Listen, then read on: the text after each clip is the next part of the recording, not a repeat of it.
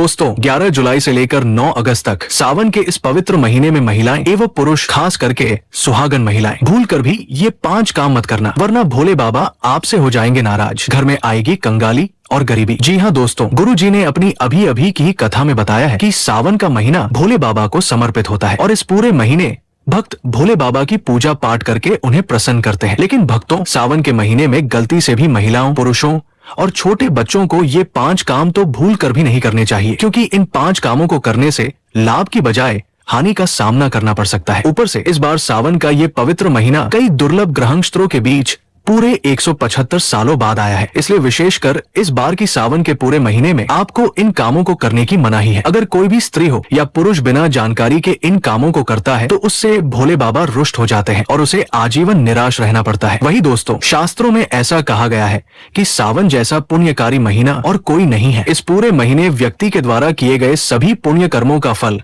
10 गुना होकर मिलता है। लेकिन यदि सावन के पूरे महीने में आपसे जाने जाने में भी 5 ऐसी गलतियां हो जाती हैं, तो उस गलती का 100 गुना दुष्परिणाम भी हमें भोगना पड़ता है, जिसके प्रभाव से भोले बाबा प्रसन्न होने की बजाय क्रोधित हो जाते हैं। खासकर सुहागन महिलाएं इस बात का विशेष ध्यान रखें, वरना घर में आएगी गरीबी और कंगाली। इसके अलावा दोस्तों, सावन के महीने में खाने पीने के भी कुछ नियम होते हैं जिनका पालन आपको चाहिए, जिन्हें यदि आपने गलती से भी ग्रहण कर लिया तो ऐसा शास्त्र बताते हैं कि ऐसे लोग जीते जी नर्क भोगते हैं। वहीं दूसरी ओर कुछ ऐसी चीजें भी शास्त्रों में, पुराणों में बताई गई है, जिनका इस माह केवल सेवन करने मात्र से ही आपकी किस्मत बदल जाएगी। इसलिए दोस्तों, आपसे निवेदन है कि इस वीडियो को आप शुरू से लेकर अंत तक पूरा जरूर देखें, क्योंकि भगावगा कर देखने से यदि कोई उपाय छूट गया या यदि कुछ जरूरी जानकारी आपको प्राप्त नहीं हो पाई तो आपको लाभ के बजाय हानि का भी सामना करना पड़ सकता है। इसलिए भक्तों, वीडियो को पूरा जरूर देखिएगा। लेकिन उससे पहले यदि आप भी भगवान शिव जी के सच्चे भक्त हैं और इस सावन के पवित्र माह में उनकी कृपा, उनका आशीर्वाद प्राप्त करना चाहते हैं तो कमेंट बॉक्स में हर हर महादेव जरूर लिखिएगा। दोस्तों, 2025 में सावन का महीना 11 जुलाई से लेकर 9 अगस्त तक रहेगा। इसलिए इस वीडियो में हम आपको बताएंगे कि सावन में कितने सोमवार पढ़ेंगे, सावन की समाप्ति कब है तथा रक्षाबंधन कब है और व्रत का पालन कैसे करें, व्रत में कौन सी चीजें नहीं खानी चाहिए और एक ऐसा उपाय हम इस वीडियो में बताएंगे जिससे आपकी भोले बाबा की कृपा से 7 जन्मों की परेशानी भी दूर हो जाएगी। जानिए सब कुछ इस वीडियो में। सबसे पहले सुंदर सी इस वीडियो को लाइक करके कमेंट में लिख दे हर हर महादेव, ओम नमः शिवाय। दोस्तों, सावन का महीना शिव भक्तों के लिए प्यार की सौगात लेकर आया है। यही वो महीना है जिसे हम प्यार का महीना भी कहते हैं। पक्षियों की चहचहाट मधुर संगीत में बदल जाती है, वर्षा ऋतु का आगमन होता है, प्रकृति जल मग्न हो जाती है और खूबसूरत शब्दों में आपस में बातें करती है। साथ ही साथ शिव भक्त बड़े जोरों शोरों के साथ सावन के महीने का बड़ी ही बेसब्री से इंतजार करते हैं। सावन में भगवान शिव धरती पर आकर अपने हर भक्त के घर में वास करते हैं और उनकी सच्ची भक्ति से धन धान्य करते हैं। सावन का हर एक दिन बहुत ही शुभ माना जाता है, हर दिन पवित्र होता है, हर दिन भगवान शिव की पूजा की जाती है। लेकिन सोमवार के व्रत की बात ही कुछ और होती है। पवित्र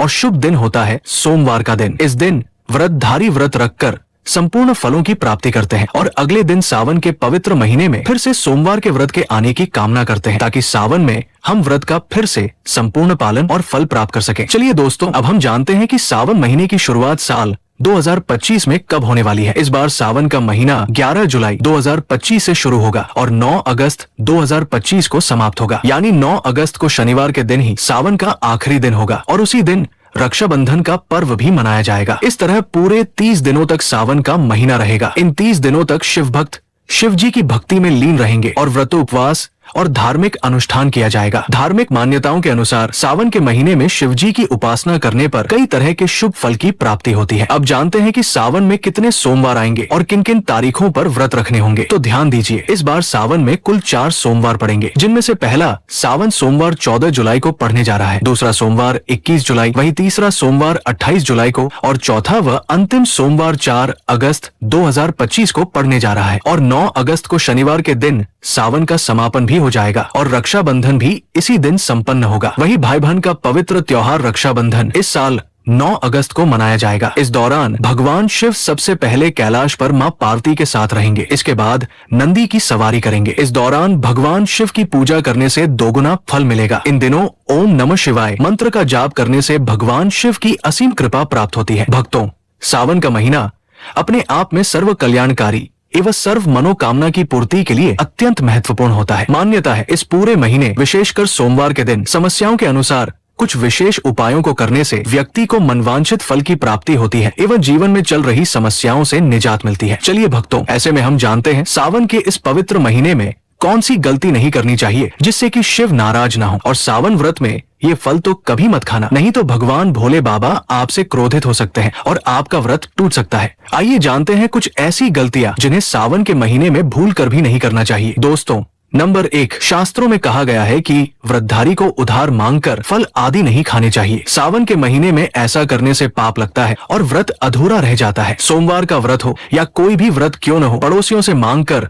फल वगैरह नहीं खाना चाहिए। व्रत में उधार मांगकर खाने से व्यक्ति का व्रत झूठा हो जाता है और सावन जैसे पवित्र महीने में जब व्यक्ति ईश्वर की शरण में आता है तो उसे झूठ नहीं बोलना चाहिए, कर्ज नहीं लेना चाहिए, चुगली आदि नहीं करनी चाहिए और खासकर उधार मांगकर खाना बिल्कुल नहीं चाहिए। अगर कोई अपनी मर्जी से व्रत में कुछ खाने को देता है तो वो खा सकते हैं, लेकिन सावन के महीने में उधार मांगकर फल आदि खाना उचित नहीं होता। इससे पाप लगता है और व्यक्ति की पवित्रता भंग हो जाती है। दोस्तों, नंबर 2, सोमवार का व्रत हो या सावन के महीने का कोई और व्रत, आपको नाशपाती नहीं खाना चाहिए। दरअसल इस फल का नाम ही नाश से जुड़ा है, यानी नाश करने वाला, इसलिए इस फल को व्रत में नहीं खाना चाहिए। व्रत आदि को छोड़कर किसी और दिन आप इसे खा सकते हैं, लेकिन जिस दिन व्रत हो, विशेषकर सावन के महीने में, उस दिन नाशपाती का सेवन नहीं करना चाहिए। भगवान को भी नाशपाती नहीं चढ़ानी चाहिए। दोस्तों, नंबर 3, पुराना कुट्टू का आटा खाने से भी आपका व्रत टूट सकता है। आपको बता दें, लंबे समय से रखा हुआ आटा आपके व्रत को भंग कर सकता है। सावन के महीने में इस बात का विशेष ध्यान रखें। दरअसल पुराने आटे में कीड़े लग जाते हैं जो कई बार दिखाई भी नहीं देते। ऐसा आटा खाने पर अनजाने में आप मांस का सेवन कर लेते हैं और व्रत में कीड़े खाना घोर पाप के बराबर माना गया है। इसलिए सावन व्रत में ताजा आटा ही प्रयोग करें। लंबे समय से रखे हुए आटे से व्रत की शुद्धता भंग होती है। भक्तों, आगे की जानकारी बताने से पहले आपसे एक रिक्वेस्ट करते हैं कि अगर आप इस चैनल पर नए हैं तो चैनल को सब्सक्राइब करके वीडियो को एक लाइक जरूर करें। साथ ही आप अपनी राशि को कमेंट बॉक्स में जरूर डाल दें, क्योंकि हम राशि से जुड़ा भाग्य भी बताते हैं और भाग्य में चल रही परेशानियों को तत्काल दूर करने के लिए आसान से आसान उपाय भी बताते हैं। इसलिए आप अपनी राशि कमेंट बॉक्स में जरूर डाल दें। दोस्तों, चलिए जानते हैं और कौन सी गलतियां हैं जिन्हें सावन में भूल कर भी नहीं करनी चाहिए। सावन का महीना बड़ा ही पवित्र महीना माना गया है, इसीलिए इन 5 चीजों को भगवान शंकर के पास कभी भी नहीं रखना चाहिए। तो चलिए जानते हैं। दोस्तों, नंबर 1, जहाँ शिवलिंग या महादेव की कोई भी प्रतिमा रखी हो वहाँ भूल कर भी चप्पल जूते पहनकर नहीं जाना चाहिए। जरा सोचिए, जब आपके कमरे में कोई चप्पल पहनकर आता है तो आपको कैसा लगता है? उसी तरह सावन के महीने में जब आप मंदिर में जूते चप्पल लेकर जाते हैं तो महादेव भी नाराज हो सकते हैं और आपको मिलने वाला फल नष्ट हो सकता है। इसलिए मंदिर या शिवालय में हमेशा नंगे पाँव ही जाएं, क्योंकि चमड़े की चप्पल अशुद्ध मानी जाती है, जिससे देव शक्तियाँ अप्रसन्न होती है। दोस्तों, नंबर 2, अक्सर महिलाओं को मासिक धर्म आता है और वे बिना बताए पूजा पाठ कर लेती है, जो कि शास्त्रों में वर्जित बताया गया है। सावन के महीने में खासतौर से महिलाओं को इस बात का ध्यान रखना चाहिए। इस समय मंदिर में प्रवेश करना, शिवलिंग को छूना, घर के पूजा घर में जाना, भगवान की मूर्ति को छूना या तुलसी में जल देना भी वर्जित है। कहा जाता है कि जब देव शक्तियाँ इस स्थिति में क्रोधित होती हैं, तो घर में गरीबी, कलह और दरिद्रता आने लगती है, इसलिए ये गलती कभी नहीं करनी चाहिए। दोस्तों, नंबर 3, शास्त्रों में बताया गया है कि जहाँ शिवलिंग होता है वहाँ पर सभी देव शक्तियाँ सक्रिय रहती है। सावन के महीने में अगर आपने अपने घर में शिवलिंग स्थापित किया है तो उस पर प्रतिदिन जल अर्पित करना आवश्यक है। शिवलिंग से लगातार ऊर्जा निकलती है और जलधारा उसे संतुलित करती है। कई लोग घर में शिवलिंग तो रख लेते हैं लेकिन हफ्तों तक जल नहीं चढ़ाते, जो कि गरुड़ पुराण के अनुसार अच्छा नहीं माना गया है। यदि आप नियमित रूप से सेवा नहीं कर सकते तो घर में शिवलिंग स्थापित न करें, नहीं तो इसके विपरीत परिणाम हो सकते हैं। दोस्तों, नंबर 4, शास्त्रों के अनुसार तुलसी और महादेव के बीच बैर बताया गया है, इसीलिए शिवलिंग को तुलसी के पौधे में या उसके पास कभी नहीं रखना चाहिए। सावन के महीने में कई लोग जाने अनजाने में शिवलिंग को तुलसी में रख देते हैं या तुलसी शिवलिंग पर चढ़ा देते हैं, जो कि बहुत बड़ी भूल मानी जाती है। इससे देवी देवता अप्रसन्न हो सकते हैं और घर में समस्याएं बढ़ सकती है। शिवलिंग और तुलसी के बीच उचित दूरी होनी चाहिए और तुलसी के पत्तों को शिव को अर्पित नहीं करना चाहिए। दोस्तों, नंबर 5, घर का मंदिर हो या बाहर का मंदिर, किसी भी मंदिर में ऐसे व्यक्ति को प्रवेश नहीं करना चाहिए जिसने स्त्री प्रसंग अर्थात संभोग किया हो या जिसने मांस का सेवन किया हो। सावन के महीने में ये बात और भी ज्यादा महत्वपूर्ण हो जाती है। अगर आप शारीरिक रूप से अशुद्ध हैं, तो मंदिर के आसपास भी नहीं जाना चाहिए। घर के बने मंदिर में भी ऐसी स्थिति में कोई साफ कपड़ा आदि डाल देना चाहिए ताकि कोई भूल से भी दर्शन न करे। जरा आप ही सोचिए, क्या आप मांस खाकर या स्त्री के साथ शारीरिक संबंध बनाकर भगवान के पास जाएंगे और क्या भगवान आपसे प्रसन्न होंगे? बिल्कुल भी नहीं। वे आपसे नाराज हो सकते हैं और क्रोधित भी हो सकते हैं। शास्त्रों में इसे घोर पाप माना गया है। कहा गया है कि इससे व्यक्ति नरक में जाता है। ऐसा दुष्ट स्वभाव मनुष्य की बर्बादी का कारण बनता है। ऐसा कभी न करें। ईश्वर के सामने हमेशा स्नान करके, मन को शुद्ध करके और पवित्र भाव से ही जाना चाहिए। सावन के महीने में जब भगवान शिव की विशेष कृपा प्राप्त होती है, तब तो ये नियम और भी सख्ती से पालन करना चाहिए। इससे सभी देव शक्तियाँ आपसे प्रसन्न रहती है। दोस्तों, सावन के महीने में महादेव को ऐसे बेलपत्र कभी मत चढ़ाएं जो दोषयुक्त हो। ऐसा करना बहुत ही अशुभ माना गया है। पौराणिक मान्यताओं के अनुसार बेलपत्र चढ़ाने से शिव जी का मस्तक शीतल रहता है। बेलपत्र से भगवान शिव की पूजा करने से दरिद्रता दूर होती है और व्यक्ति सौभाग्यशाली बनता है। इससे हनुमान जी भी प्रसन्न होते हैं, क्योंकि वे शिव के ही अवतार माने गए हैं और इस बात को शायद ही कोई जानता हो। दोस्तों, अब जानते हैं बेलपत्र से जुड़ी कुछ खास बातें। सावन के महीने में चतुर्थी, अष्टमी, नवमी, चतुर्दशी, अमावस्या तिथियों को, संक्रांति के समय और सोमवार के दिन बेलपत्र नहीं तोड़ना चाहिए। पूजा से एक दिन पूर्व ही बेलपत्र तोड़कर रख लेना चाहिए। दोस्तों, आपको बता दें, बेलपत्र कभी अशुद्ध नहीं होते। यदि आपको पूजा के लिए नया बेलपत्र नहीं मिल रहा है, तो आप किसी दूसरे के चढ़ाए हुए बेलपत्र को भी स्वच्छ जल से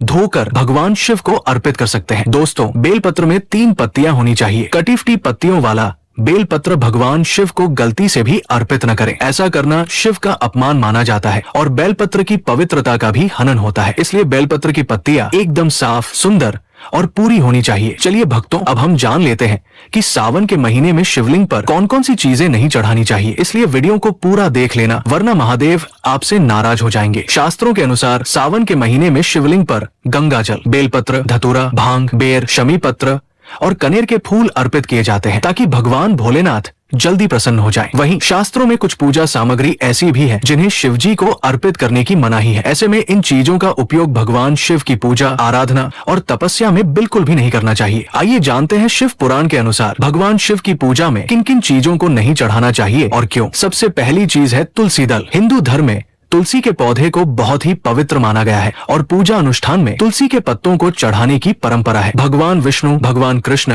और हनुमान जी की उपासना बिना तुलसी दल के पूर्ण नहीं मानी जाती है, लेकिन भगवान शिव की पूजा में तुलसी दल का उपयोग वर्जित माना गया है। पौराणिक मान्यता के अनुसार भगवान शिव ने तुलसी के पति असुर जालंधर का वध किया था, इसलिए तुलसी ने स्वयं भगवान शिव को अपने अलौकिक और दैवीय गुणों वाले पत्तों से वंचित कर दिया। भक्तों, दूसरी चीज है केतकी के फूल। शिवलिंग पर केतकी के फूल को चढ़ाना वर्जित माना गया है। शिव पुराण की कथा के अनुसार केतकी फूल ने ब्रह्मा जी के झूठ में साथ दिया था, जिससे रुष्ट होकर भोलेनाथ ने केतकी के फूल को श्राप दिया और कहा कि शिवलिंग पर कभी केतकी के फूल को अर्पित नहीं किया जाएगा। इसी श्राप के बाद से शिव को केतकी के फूल अर्पित किया जाना अशुभ माना जाता है। तीसरी चीज है हल्दी। शिव जी को कभी भी हल्दी नहीं चढ़ानी चाहिए, क्योंकि हल्दी को स्त्री से संबंधित माना गया है और शिवलिंग पुरुषत्व का प्रतीक है। ऐसे में शिव जी की पूजा में हल्दी का उपयोग करने से पूजा का फल नहीं मिलता है। ये भी मान्यता है कि हल्दी की तासीर गर्म होने के कारण इसे शिवलिंग पर चढ़ाना वर्जित है। दोस्तों, सावन के इस पवित्र महीने में यदि किसी व्यक्ति को 5 विशेष संकेत मिल जाएं, तो ये समझ लेना चाहिए कि भगवान महादेव उसकी भक्ति से बहुत प्रसन्न है और अब उसे धनी होने से कोई नहीं रोक सकता। तो चलिए जानते हैं ये संकेत। दोस्तों, नंबर 1, बैल का आपके दरवाजे पर आना। नंदी महाराज भगवान भोलेनाथ के वाहन माने जाते हैं। उन्हें शिव का द्वारपाल भी कहा गया है। नंदी को बुद्धि और ज्ञान का प्रतीक माना गया है। शिव मंदिर के बाहर वे सदैव विराजमान रहते हैं, लेकिन अगर सावन के इस पवित्र महीने में अचानक नंदी महाराज आपके घर की चौखट पर आ जाएं और सींग मारने लगे, तो समझ लीजिए कि भगवान शिव आपके घर आने वाले हैं। ये उनके आने का विशेष संकेत माना जाता है। भगवान शिव आपकी भक्ति से अत्यंत प्रसन्न है और आपके जीवन में खुशियां आने वाली है। अब आपको धनी होने से कोई नहीं रोक सकता। याद रहे, नंदी महाराज को तिलक लगाएं और मीठा भोग जरूर खिलाएं। दोस्तों, नंबर 2, सावन के पवित्र महीने में यदि आपके सपनों में शिवलिंग दिखाई दे जाए या स्वयं भगवान शिव दर्शन दे, तो इसे अत्यंत शुभ संकेत माना जाता है। इसका अर्थ है कि अब आपके जीवन से सारी परेशानियों का अंत होने वाला है। भगवान शिव आपकी सच्ची आराधना और भक्ति से प्रसन्न है और वे आपके घर आने वाले हैं। ऐसे में ध्यान रखें कि शिव की भक्ति में कोई भी कमी ना आने पाए। घर को साफ सुथरा रखें, क्योंकि आपके घर में स्वयं भोलेनाथ पधार सकते हैं। दोस्तों, नंबर 3, शास्त्रों के अनुसार नीलकंठ पक्षी भगवान शिव का प्रतीक माना गया है। सावन के महीने में यदि ये पक्षी आपके घर की छत पर आकर बैठ जाए, तो भूलकर भी उसे मत भगाइए। ये संकेत है कि भगवान शिव आपकी भक्ति से अत्यंत प्रसन्न है। शास्त्रों में कहा गया है कि यदि नीलकंठ किसी मनुष्य के घर पर आकर बैठ जाए, तो वो साक्षात शिव के आगमन का प्रतीक माना जाता है। अब आपके बुरे दिन जाने वाले हैं। कहा जाता है कि श्री राम ने भी नीलकंठ के दर्शन के बाद ही रावण पर विजय प्राप्त की थी। दोस्तों नंबर 4, सावन के पवित्र महीने में अचानक से घर में काला सांप निकल आए तो बहुत ही शुभ माना गया है। इसे बिल्कुल भी न मारे, भगवान शिव के आने का संकेत है। जिनकी भक्ति से महादेव प्रसन्न होते हैं, तब महादेव किसी खास अवसर पर ही अपने दर्शन देते हैं। सावन का महीना बहुत ही पवित्र महीना माना गया है। यही वो महीना है जिसमें भगवान शिव धरती पर आते हैं और उसी घर में अपना वास बना लेते हैं। जो सच्चा भक्त होता हो, सपनों में किसी मंदिर में नाग नागिन का जोड़ा देखना बहुत ही शुभ माना गया है। ये घर में शिव के आने के संकेत है। अब आपको खुश होने की जरूरत है। दोस्तों नंबर 5, सावन के शुभ अवसर पर सोमवार के दिन डमरू की आवाज या घंटियों की आवाज सुनाई दे जाए तो ये अत्यंत शुभ माना गया है। इसका अर्थ ये है कि भगवान भोलेनाथ आपसे प्रसन्न है और जल्दी आपके घर और जीवन में प्रवेश करने वाले हैं, जिससे आपका आर्थिक संकट दूर होकर जीवन में सुख समृद्धि आने वाली है। महादेव आपसे बहुत खुश है। दोस्तों अब हम आपको ऐसा उपाय बताएंगे जिसे अगर आपने सावन के पवित्र महीने में कर लिया तो दुनिया की कोई भी ताकत, कोई भी शक्ति आपको करोड़पति होने से रोक नहीं पाएगी। बस कर लेना ये उपाय। सावन बार बार नहीं आता है, उपाय जरूर करना। इस समय भगवान शिव सक्रिय अवस्था में होते हैं। जो मांगो वो अवश्य पूरा होता है। तो चलिए शुरू करते हैं। सच्चे दिल से कमेंट बॉक्स में लिखें हर हर महादेव, नमः शिवाय और एक लाइक जरूर करें। आज का वीडियो बहुत ही सुंदर है, इसीलिए एक लाइक आप कर दें। दोस्तों सावन के पवित्र महीने में भगवान शिव के लिए एक लाइक तो बनता है। दोस्तों 4 कामों में सबसे पहला काम है, पक्षियों को दाना डालने से जिंदगी की बहुत सारी खुशियाँ मिलती है, जिसकी आप कल्पना भी नहीं कर सकते। पक्षियों को हर शनिवार और मंगलवार दाना डालने से